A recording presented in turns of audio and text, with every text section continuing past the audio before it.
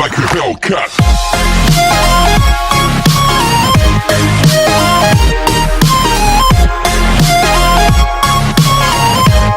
Hello, welcome to Joby's Story World. After the autumn vacation, we are starting our classes once again. Here, we are moving on to the second unit, Wings and Wheels. And this particular unit consists of two prose and two poems. First one is a Shipwrecked Sailor, written by Gabriel Garcia Marquez. Second one is a story, The Little Round Red House, written by Caroline Sherwin Bailey. Poems from a Railway Carriage, written by R.L. Stevenson. Marvelous Travel, written by Joshua Fernandez. First of all, we will try to study in detail about the Shipwrecked Sailor. Before we move to the chapter, here is an extract that we have to read. Have you heard of Robinson Crusoe? Robinson Crusoe is a character in Daniel Defoe's novel, The Life and Adventures of Robinson Crusoe, published in the year 1919. Now read the following extract from Robinson Crusoe's diary. September 30, 1659. I, poor miserable Robinson Crusoe, being shipwrecked during a dreadful storm. അദ്ദേഹം യാത്ര ചെയ്ത കപ്പൽ എന്ത് സംഭവിച്ചു? ആ കപ്പൽ തകർന്നു. അതാണ് അദ്ദേഹം അതിൻ്റെ ഡയറിയിൽ എഴുതി വെച്ചിരിക്കുകയാണ്. Came ashore on this dismal, unfortunate island, which I call the island of despair. അപ്പോൾ നിരാശയുടെ ദ്വീപ് എന്ന് പറഞ്ഞ ഈ ദ്വീപിൽ ഞാൻ അടിഞ്ഞിരിക്കുകയാണ്, അല്ലെങ്കിൽ അദ്ദേഹം അവിടെ എത്തിച്ചേർന്നു. All the rest of the ship's company being drowned. അപ്പോൾ അദ്ദേഹത്തിന് കൂടുതലുണ്ടായിരുന്ന ആളുകളെല്ലാം എന്ത് ചെയ്തു? മുങ്ങിപ്പോയി, മരിച്ചുപോയി. And myself almost dead. അപ്പോൾ റോബിൻസൺ ക്രൂസോ മാത്രം എന്താണ്? മരിച്ചതുപോലെയാണ്. ഈ മനുഷ്യൻ തനിയാണ് മരിച്ചതുപോലെയുള്ള അവസ്ഥയിലാണ്. All the rest of the day I spent in afflicting myself at the dismal circumstances I was brought to. അപ്പോൾ ഒരാൾ ഒരു ഏകാന്തമായ ഒരു സ്ഥലത്ത് തന്നെ എത്തിപ്പെടുകയും അവിടെ തന്നെ താമസിക്കേണ്ടി വരികയും ചെയ്യുന്ന ഒരു അവസ്ഥ നിങ്ങളൊന്ന് ആലോചിച്ച് നോക്കൂ. ഒരു ഏകാന്തമായ ഒരു ദ്വീപിൽ, അതും ഒരു കപ്പൽ ഛേദത്തിൽ, കപ്പൽ തകർച്ചയിൽപ്പെട്ട് ഒരു ഐലൻഡിൽ എത്തിപ്പെടുന്ന ഒരാളുടെ മാനസിക നില നിങ്ങളൊന്ന് ആലോചിച്ച് നോക്കൂ. പലപ്പോഴും നിങ്ങൾ പോലും എന്താണ് ഏകാന്തത അനുഭവിക്കുന്നവരുണ്ടാകാം. ആ ഏകാന്തത പോലും വളരെ വേദനാജനകമാണ് എന്ന് നിങ്ങൾ കരുതിക്കൊണ്ട് നിങ്ങളുടെ ചുറ്റും ആളുകളുണ്ട്, നിങ്ങളുടെ ചുറ്റും നിങ്ങളുടെ പ്രിയപ്പെട്ടവരുണ്ട്, എങ്കിൽ പോലും ഏകാന്തത അനുഭവിക്കുന്ന ആളുകളും ഈ ലോകത്ത് ഉണ്ട്. അപ്പോൾ ഒരു ദ്വീപിലകപ്പെട്ട ഒരു നാവികൻ്റെ ഏകാന്തതയെക്കുറിച്ച് നിങ്ങളൊന്ന് ചിന്തിച്ചു നോക്കൂ. All the rest of the day I spent in afflicting myself at the dismal circumstances I was brought to. പിന്നീട് അദ്ദേഹം എന്താണ് ചെയ്തത്? അദ്ദേഹം ഇങ്ങനെ ചിന്തിക്കുകയാണ്, ഈ ഒരു സ്ഥലത്ത് എത്തിപ്പെട്ടു, ഇനി എന്ത് ചെയ്യും എന്നുള്ള രീതിയിൽ അദ്ദേഹത്തിൻ്റെ ചിന്തകൾ പോവുകയാണ്, നിരാശയിലേക്കൊക്കെ മാറുകയാണ്. In despair I saw nothing but death before me. നിരാശയിൽ പൂണ്ട് അദ്ദേഹത്തിൻ്റെ മുമ്പിൽ എന്താണ്? മരണം മാത്രമാണ് അദ്ദേഹത്തിൻ്റെ മുമ്പിലുള്ളത്. Either that I should be devoured by wild beasts, murdered by savages, or starved to death for want of food. അപ്പോൾ അദ്ദേഹം ചിന്തിക്കുകയാണ്, ഒന്നെങ്കിൽ വന്യജീവികൾ അദ്ദേഹത്തെ പിടിച്ച് തിന്നും, അല്ലെങ്കിൽ എന്ത് സംഭവിക്കും? മർഡേഡ് ബൈ സാവേജസ്, വളരെ ക്രൂരന്മാരായിട്ടുള്ള ആൾക്കാർ എന്ത് ചെയ്യും? എന്നെ കൊല്ലും. Or starved to death for want of food, ഇല്ലെങ്കിൽ എന്താണ്? പട്ടിണി കിടന്ന്, ഭക്ഷണം കിട്ടാതെ പട്ടിണി കിടന്ന് ഞാൻ മരിക്കും. At the approach of night I slept in a tree. രാത്രിയായപ്പോൾ അദ്ദേഹം എന്ത് ചെയ്തു? ഒരു മരത്തിൻ്റെ മുകളിൽ കയറി കിടന്നു. For fear of wild creatures, വന്യജീവികളെ പേടിച്ച് ഒരു മരത്തിൻ്റെ മുകളിൽ കയറി കിടന്നു. But slept soundly, പക്ഷെ നന്നായി ഉറങ്ങി. Though it rained all night, രാത്രി മുഴുവനും മഴ പെയ്തിരുന്നെങ്കിലും ഞാൻ അവിടെ നന്നായി ഉറങ്ങി. Some questions are there. I think it's very easy. You can do it by yourself. We're directly moving to the Shipwrecked Sailor, as you are not having any intention to listen to the all topic without skipping. So I'm moving to the shipwrecked sailor directly. The story of a shipwrecked sailor tells the saga of Luis Alejandro Velasco, a 20-year-old sailor. അപ്പോൾ ഈ ഒരു കഥ നമ്മളുടെ മുമ്പിൽ അവതരിപ്പിക്കുന്നത് ഒരു വീരകഥയാണ്. Saga എന്ന് പറഞ്ഞാൽ വീരകഥ. അപ്പോൾ ഒരു വീരകഥയാണ്. അത് ആരുടെ വീരകഥയാണ്? ലൂയിസ് അലജാൻഡ്രോ വെലാസ്കോ എന്ന് പറഞ്ഞ ഒരു യുവ നാവികൻ്റെ വീരസാഹസികമായ യാത്രയാണ് നമ്മുടെ മുമ്പിൽ അവതരിപ്പിക്കുന്നത്. അപ്പോൾ നമ്മൾ ചിന്തിക്കേണ്ടത് ഇതാണ്. അതായത് പണ്ടുകാലങ്ങളിലെ യാത്രകളെന്ന് പറഞ്ഞു കഴിഞ്ഞാൽ, അതും കടലിൽ കൂടിയുള്ള യാത്രകളെന്ന് പറഞ്ഞാൽ പായ്ക്കപ്പലിനെ ബേസ് ചെയ്ത്, കാറ്റിനെ ബേസ് ചെയ്ത് മാത്രം പോകുന്ന ഒരു യാത്രകൾ. അപ്പോൾ അത്തരത്തിലുള്ള യാത്രകളിൽ പോകുന്ന ആളുകളെ രാജാക്കന്മാർ പ്രോത്സാഹിപ്പിക്കുന്ന ഒരവസ്ഥ.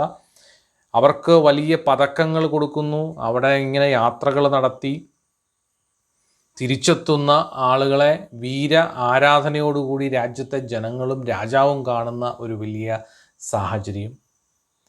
അപ്പോൾ ഇതെല്ലാം യുവാക്കളെ ത്രസിപ്പിക്കുകയാണ്. എന്താണ്? യാത്രകൾക്ക് വേണ്ടി.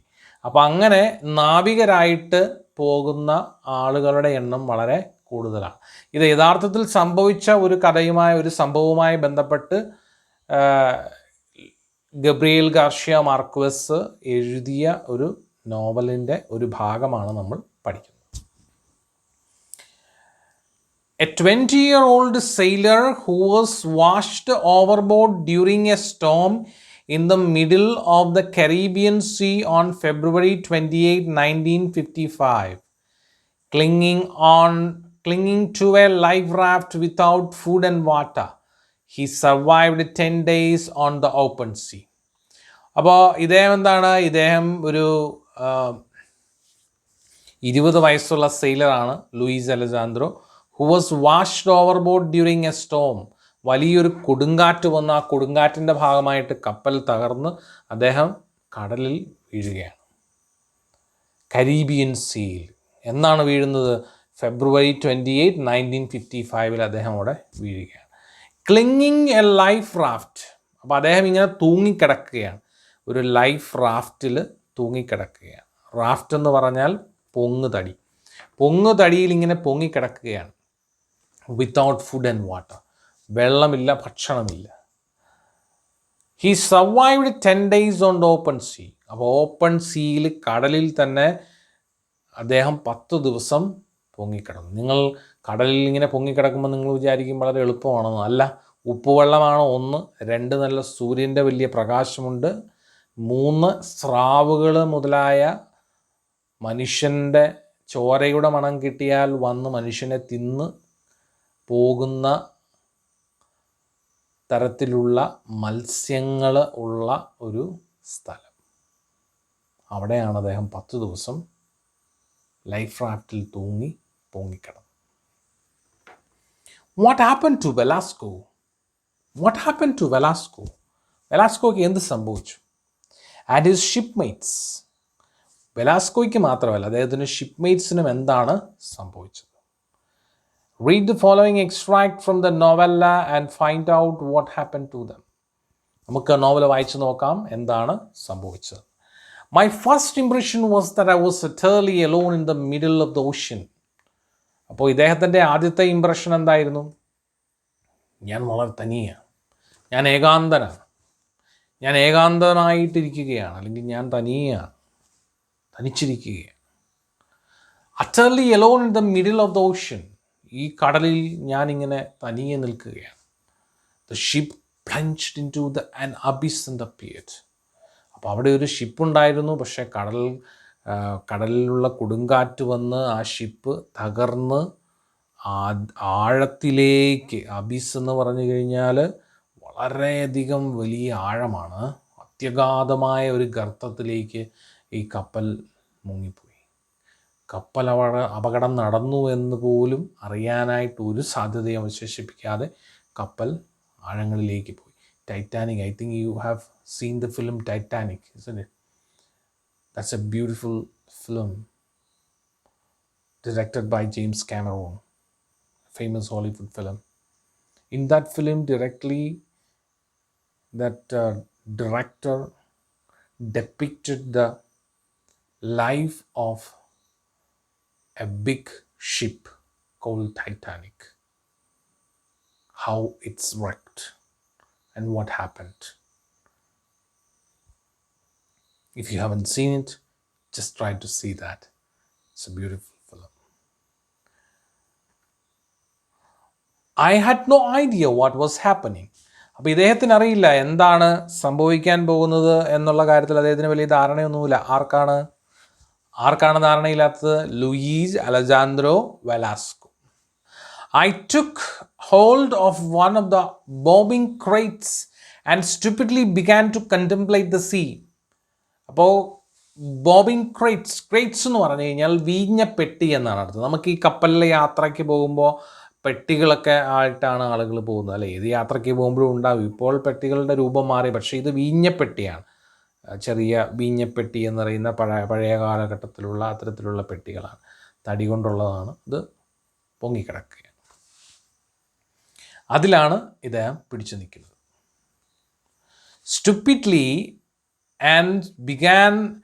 stupidly began to contemplate the sea.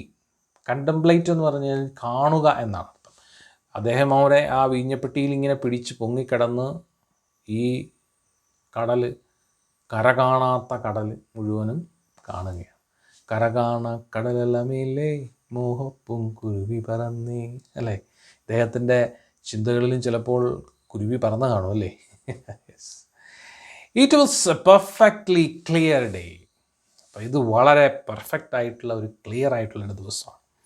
Except for the choppy waves produced by the wind and the cargo scattered across the surface, there was no evidence of shipwreck. അപ്പോൾ by the wind and choppy എന്ന് പറഞ്ഞാൽ പ്രക്ഷുബ്ധമായ എന്നാണ് അർത്ഥം. പ്രക്ഷുബ്ധമായ waves, പ്രക്ഷുബ്ധമായ തിരകളുണ്ട്. Produced by the wind, കാറ്റുകൊണ്ട് ഉണ്ടായ ചെറിയ തിരയാണ്. And the cargos scattered across the surface, there was no evidence of a shipwreck. അപ്പോൾ അവിടെ ഉണ്ടായിരുന്ന ഷിപ്പിലുണ്ടായിരുന്ന കാർഗോ മുഴുവനും സ്കാറ്റേഡ് ആയിട്ട് ചെതറിപ്പോയി. അതോടൊപ്പം തന്നെ എന്താണ്, ഈ വേവ്സ് വന്നിരിക്കുന്നത് കൊണ്ട് ആ സ്ഥലത്ത് എവിടെയാണ് ഷിപ്പ്‌റെക്ക് നടന്നതെന്ന് പോലും ചിന്തകൾ അവശേഷിപ്പിക്കാതെയാണ് കാര്യങ്ങൾ സംഭവിച്ചിരിക്കുന്നത്. Soon I began to hear shouts nearby through the sharp whistling of the wind. കുറച്ച് കഴിഞ്ഞപ്പോൾ എനിക്ക് കേൾക്കാനായി വിസിലിംഗ്. ആളുകൾ വെള്ളത്തിൽ കിടക്കുന്നുണ്ട്, നാവികരായിട്ടുള്ളവർ. അവരുടെ വിസിലിംഗ് കേൾക്കാനായിട്ട് തുടങ്ങി. I recognized the voice. അപ്പോൾ ഇദ്ദേഹം തിരിച്ചറിഞ്ഞു. ഇദ്ദേഹത്തിൻ്റെ കൂട്ടത്തിലുണ്ടായിരുന്ന ജൂലിയോ അമാദോർ കാരാബെല്ലോ, അദ്ദേഹമാണ് അവിടെ ഉള്ളത്. Julio Amador Caraballo, the tall well-built officer who was yelling at someone. yelling എന്ന് പറഞ്ഞാൽ നിലവിളിക്കുക. അപ്പോൾ ഈ ഓഫീസർ എന്ത് ചെയ്യുന്നു? നിലവിളിച്ചുകൊണ്ടിരിക്കുകയാണ്. ഫാറ്റ്സോ hold there, ഫാറ്റ്സോ hold there. ഇതാണ് കേൾക്കുന്നത്. Second paragraph.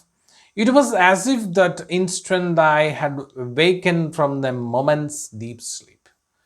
ആ സമയത്താണ് ഞാൻ എൻ്റെ ചെറിയൊരു മയക്കത്തിൽ നിന്ന് പതുക്കെ ഉണർന്നെഴുന്നേറ്റത്. It dawned on me that I wasn't alone in the sea. അപ്പോൾ എനിക്ക് ഭയങ്കര സന്തോഷമായി. ഞാൻ ഈ കടലിൽ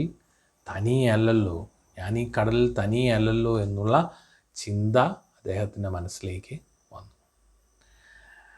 There only a few meters away, my mates were shouting to one another and trying to stay afloat.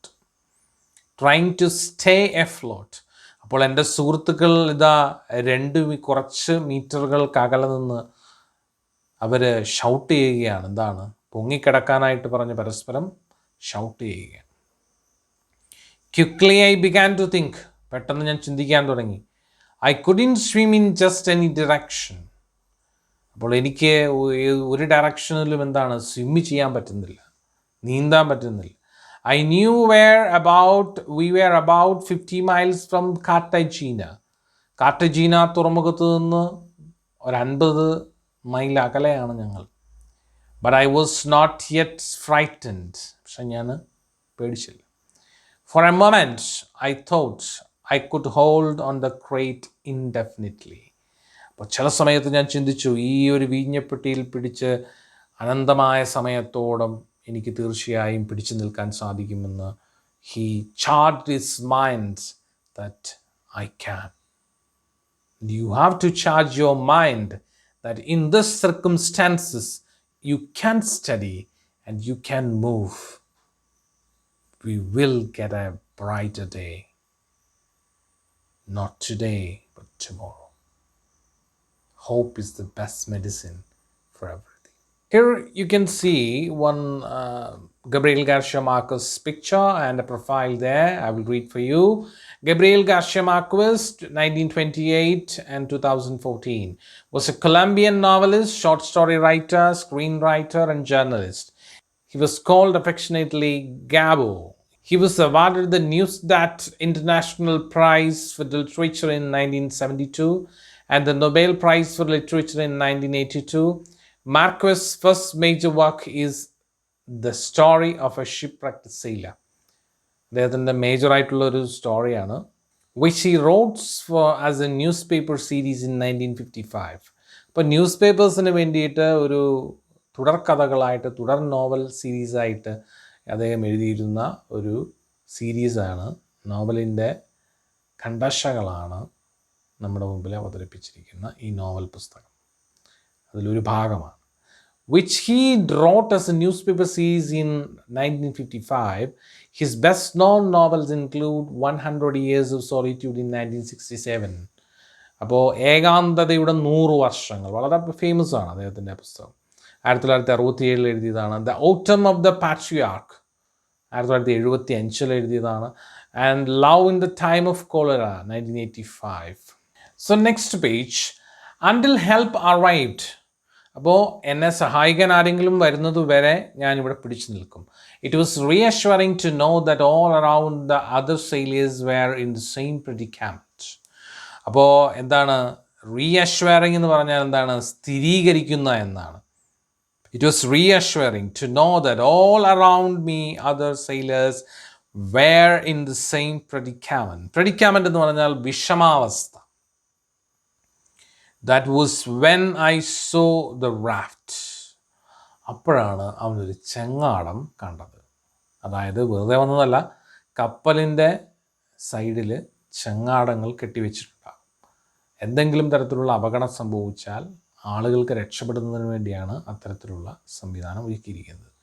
Titanic എന്ന് പറഞ്ഞ സിനിമ നിങ്ങൾ കാണുകയാണെങ്കിൽ തീർച്ചയായിട്ടും അതിനകത്തും ചെങ്ങാടങ്ങൾ, ബോട്ടുകൾ, ചെറിയ ബോട്ടുകൾ ഇറക്കിയ ആളുകൾ രക്ഷപ്പെട്ടു പോകുന്നതിനെക്കുറിച്ച് അതിനകത്ത് കാണിക്കുന്നുണ്ട്. Next paragraph 3. There were 2 life rafts about 7 meters apart. അപ്പോൾ 2 ലൈഫ് റാഫ്റ്റുകൾ കപ്പലിൽ നിന്ന് വേർപെട്ട് ഇവർ കണ്ടു.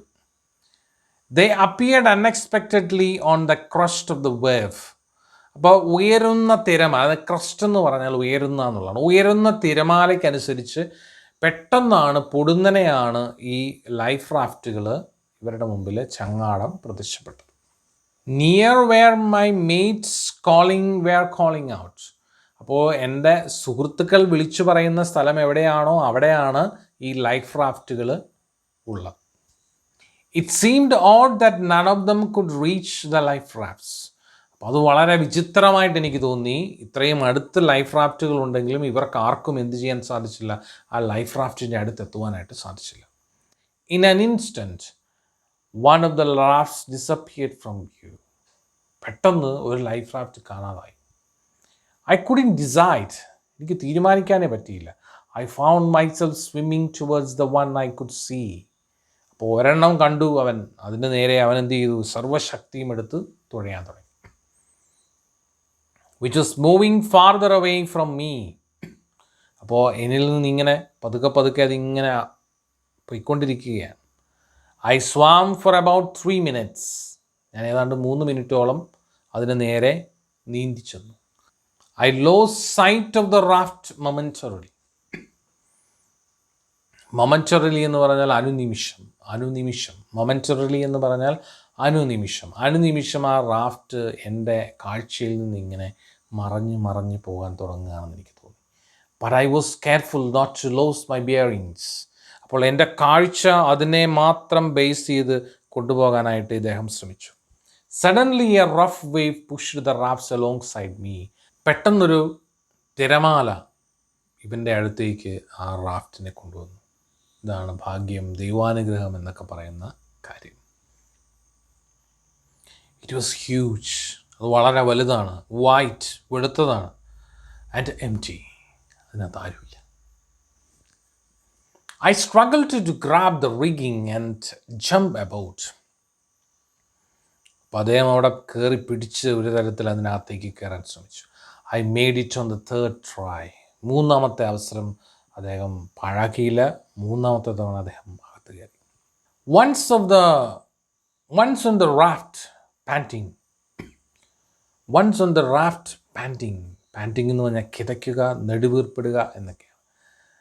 Whipped by the wind, immobilized and freezing, I found it hard to sit up. അപ്പോൾ ഇദ്ദേഹത്തിന് എഴുന്നേറ്റ് ഇരിക്കാൻ പോലും പറ്റുന്നില്ല. Then I saw 3 of my mates near the raft, trying to reach it. അപ്പോൾ അദ്ദേഹം നോക്കിയപ്പോൾ അദ്ദേഹത്തിൻ്റെ 3 സുഹൃത്തുക്കൾ ഈ റാഫ്റ്റിലേക്ക് എത്താൻ വേണ്ടിയിട്ടുള്ള ശ്രമം നടത്തിക്കൊണ്ടിരിക്കുകയാണ്. 4th paragraph. I recognized them immediately. ഞാൻ പെട്ടെന്ന് അവരെ തിരിച്ചറിഞ്ഞു. Castillo had a firm grip around Caraballo's neck. കാസ്റ്റിലോ കാരബല്ലോയുടെ കഴുത്തിൽ ഇങ്ങനെ പിടിച്ചിരിക്കുകയാണ്, വളരെ ഫേമായിട്ട്, മുങ്ങിപ്പോകാതിരിക്കാൻ. കാരബല്ലോ who had been on watch when the accident occurred. കാരബല്ലോ ആയിരുന്നു ആക്സിഡൻറ്റ് നടന്ന സമയത്ത് വാച്ച് മാനായിട്ട് ഏറ്റവും മുകളിൽ കയറി ഇരുന്നിരുന്നത്. അത് if you see that Titanic film, then we can identify it. One person will sit on top of some place and he will look at whether there is any distracting things, whether there is any dangers. He will be provided with the binoculars and he will try to find out whether there is any problem and he will report to the captain. Was wearing his life jacket. He yelled. അദ്ദേഹം അലറുകയാണ്. Hold on tight, Castello. നീ നന്നായി പിടിക്കുക കാസ്റ്റലോ എന്ന് അലറുകയാണ്. They floated amid the scattered cargo about 10 meters away. അപ്പോൾ അവരിങ്ങനെ നീങ്ങി തെന്നി നടക്കുകയാണ്, പൊങ്ങി ഫ്ലോറ്റഡ്. അവരിങ്ങനെ പൊങ്ങി നടക്കുകയാണ്. എമിഡ് എന്ന് പറഞ്ഞാൽ നടുവിൽ. Amid the scattered cargo about 10 meters away. 10 metre മുകളിൽ, 10 മീറ്ററിൻ്റെ ഉള്ളിൽ അവർ ഇങ്ങനെ പൊങ്ങി മുമ്പോട്ട് പോവുകയാണ്. Next paragraph. On the other side was Luis Rengifo. അപ്പോൾ അടുത്ത സൈഡിലേതാണ് ലൂയിസ് റെഞ്ചിഫോ ആണ്. Trying to stay above water with his headphones aloft. അപ്പോൾ അവൻ്റെ കയ്യിൽ ഹെഡ്ഫോൺ ഉണ്ട്. ആ ഹെഡ്ഫോൺ ഇങ്ങനെ അവൻ്റെ തലയ്ക്ക് മുകളിൽ, എലോഫ്റ്റ് എന്ന് പറഞ്ഞാൽ ഇങ്ങനെ തലയ്ക്ക് മീതെ അവനിങ്ങനെ ഉയർത്തി പിടിച്ചിരിക്കുകയാണ്. ഇൻ ഹിസ് റൈറ്റ് ഹാൻഡ്, അവൻ്റെ വലതു കയ്യിൽ ഇങ്ങനെ ഉയർത്തി പിടിച്ചിരിക്കുകയാണ്. He had stripped off his shirt. അദ്ദേഹം അദ്ദേഹത്തിൻ്റെ ഷർട്ട് ഊരിക്കളഞ്ഞു. സ്ട്രിപ്പ്ഡ് എന്ന് പറഞ്ഞാൽ ഊരിക്കളയുക എന്നൊക്കെ അർത്ഥം. Stripped off his shirt so that he could swim better. നന്നായി നീന്താൻ വേണ്ടി അദ്ദേഹത്തിൻ്റെ ശല്യമായി നിന്ന ശരീരത്തിലുള്ള വസ്ത്രം വരെ അദ്ദേഹം ഊരിക്കളഞ്ഞ് നിൽക്കുകയാണ്. But he had lost his life jacket. പക്ഷെ അദ്ദേഹത്തിൻ്റെ ലൈഫ് ജാക്കറ്റ് അദ്ദേഹത്തിന് നഷ്ടപ്പെട്ടു. Even if I had it seen him, I would have recognised his cry. അപ്പം അദ്ദേഹത്തെ ഞാൻ കണ്ടില്ല, പക്ഷേ എങ്കിലും എനിക്ക് അദ്ദേഹത്തിൻ്റെ ആ കരച്ചിൽ കേൾക്കാം, ആ ഉച്ചത്തിലുള്ള വിളി കേൾക്കാം. എന്തായിരുന്നു അത്? ഫാറ്റ്സോ പാഡിൽ ഓവർ ഹിയർ. ഫാറ്റ്സോ ഇങ്ങോട്ട് തുഴഞ്ഞു വരൂ എന്ന് പറയുന്ന. പാഡിൽ എന്ന് പറഞ്ഞാൽ തുഴയുക. 5th paragraph, you can see here. I quickly grabbed the oars. Oars എന്ന് പറഞ്ഞാൽ തുഴ. And tried to get closer to the men. ഞാൻ ആ ആളുകളുടെ അടുത്തേക്ക് തുഴയഴിഞ്ഞ് ചെല്ലാൻ ശ്രമിച്ചു. Caraballo with Castillo clinging on to his neck. Castillo ഇങ്ങനെ കഴുത്തിൽ പിടിച്ച് നിൽക്കുന്ന കാരബല്ലോയുടെ കഴുത്തിൽ പിടിച്ച് നിൽക്കുന്ന സ്ഥലത്തേക്ക് ചെല്ലാൻ നോക്കി. Near the raft. അവർ പതുക്കെ എൻ്റെ റാഫ്റ്റിനടുത്തേക്ക് എത്താനുള്ള ശ്രമം നടത്തി. ഞാൻ അങ്ങോട്ടും. Much farther away, looking small and desolate, was the 4th of my mates, Ramon Herrera. പക്ഷേ കുറച്ചകലെ റൊമോൺ ഹെറേറയാണ് വളരെ എന്താ ദുഃഖിതനായിട്ട്, ഏകാന്തപതികനായിട്ട്, തകർക്കപ്പെട്ടവനായിട്ട് ഇരിക്കുന്നത്. ഡെസൊലേറ്റ് എന്ന് പറഞ്ഞാൽ ശൂന്യം. Was the fourth of my mates. 4ാമത്തെ എൻ്റെ സുഹൃത്ത് റമോൺ ഹെറേറ എന്നാണ് അദ്ദേഹത്തിൻ്റെ പേര്. Who was waving at me while he had held on to a crate. ചെറിയൊരു ക്രേറ്റിൽ അദ്ദേഹം ഇങ്ങനെ പിടിച്ചു കിടക്കുമ്പോൾ അദ്ദേഹം എന്നെ ഇങ്ങനെ he's trying to wave at me, just come and help me. 6th paragraph. If I had had to decide, I wouldn't have known which of my mates to go after first. അപ്പോൾ ഇദ്ദേഹം വളരെ ഒരു ധർമ്മസങ്കടത്തിലായി. ആരുടെ അടുത്തേക്ക് ആദ്യം പോകും? എല്ലാവരും ഇങ്ങനെ വിളിച്ചുകൊണ്ടിരിക്കുകയാണ് ജീവന് വേണ്ടി. ആരുടെ അടുത്തേക്ക് പോകുമെന്നുള്ള വലിയൊരു ധർമ്മസങ്കടത്തിൽ അദ്ദേഹമായി. But when I saw Herrera, the happy young man from Arizona, who had been with me only a few moments before, I began to paddle furiously. അപ്പോൾ അദ്ദേഹം ഇങ്ങനെ നോക്കിയപ്പോൾ ഹെറേറയെ കണ്ടു. ഹെറേറ ഈ ഷിപ്രക്കിന് തൊട്ട് മുമ്പ് ഇദ്ദേഹത്തോടൊപ്പമായിരുന്ന ഒരു വളരെ ചെറുപ്പക്കാരനായിട്ടുള്ള ഒരാളാണ്. അർജോണ എന്ന് പറയുന്ന സ്ഥലത്തു നിന്നുള്ള വളരെ ചെറുപ്പക്കാരനായിട്ടുള്ള ഒരാളാണ്. അതുകൊണ്ട് തന്നെ അദ്ദേഹത്തിന് നേരെ തുഴയെറിഞ്ഞ് പോകാൻ അദ്ദേഹം തീരുമാനിച്ചു. But the little raft was almost 2 meters long. പക്ഷേ ആ റാഫ്റ്റ് 2 മീറ്റർ നീളമുള്ള റാഫ്റ്റാണ്. It was very heavy in the lurching sea. അപ്പോൾ ഇത്തരത്തിൽ ഇങ്ങനെ ആടി ഉലഞ്ഞുകൊണ്ടിരിക്കുന്ന ഈ കടലിൽ ഈ റാഫ്റ്റ് വളരെ ശ്രമകരമാണ് അതിനെ മുമ്പോട്ട് നമ്മൾ ഉദ്ദേശിക്കുന്നിടത്തേക്ക് എത്തിക്കുക എന്നുള്ളത്. It is very difficult. And I had to row against the wind. അപ്പോൾ അതുമാത്രമല്ല, ഞാൻ ഈ കടലിൻ്റെ കാറ്റിന് എതിർദിശയിലാണ് തുഴയെറിയേണ്ടിയിരുന്നത്. I don't think I managed to advance more than a meter. 1 metre പോലും അഡ്വാൻസ് ചെയ്യുന്നത് വളരെ ബുദ്ധിമുട്ടിയാണ്, അത് വളരെ കഷ്ടപ്പാടാണ് എന്നുള്ള കാര്യം ഇദ്ദേഹത്തിന് മനസ്സിലായി. Desperate, I looked around once more and saw that Herrera had disappeared. നോക്കിയപ്പോൾ ഹെറേറ കാണാനില്ല. അദ്ദേഹം മുങ്ങിപ്പോയി. കടലിൻ്റെ അഗാധങ്ങളിലേക്ക് അദ്ദേഹത്തിൻ്റെ ജീവൻ കടലെടുത്തു. Only Rengifo was swimming confidently. Towards the raft. അപ്പോൾ റെഞ്ചിഫോ മാത്രമാണ് ഈ റാഫ്റ്റിന് നേരെ വളരെ ആത്മവിശ്വാസത്തോടുകൂടി നീന്തിക്കൊണ്ടിരിക്കുന്നത്. Whether he will be able to give the help to the Rengifo, I don't know. We will continue this story in the next part. And I will discuss the question and answers also in the next part. And thank you very much. And if you're visiting my channel for the first time, try to consider subscribing it and share the video link with your friends and family members. And I have uploaded so many other videos under different playlists. You can watch that videos too. All are informative. Always with you for your help. Thank you very much. And we will meet again in the next part soon. Thank you.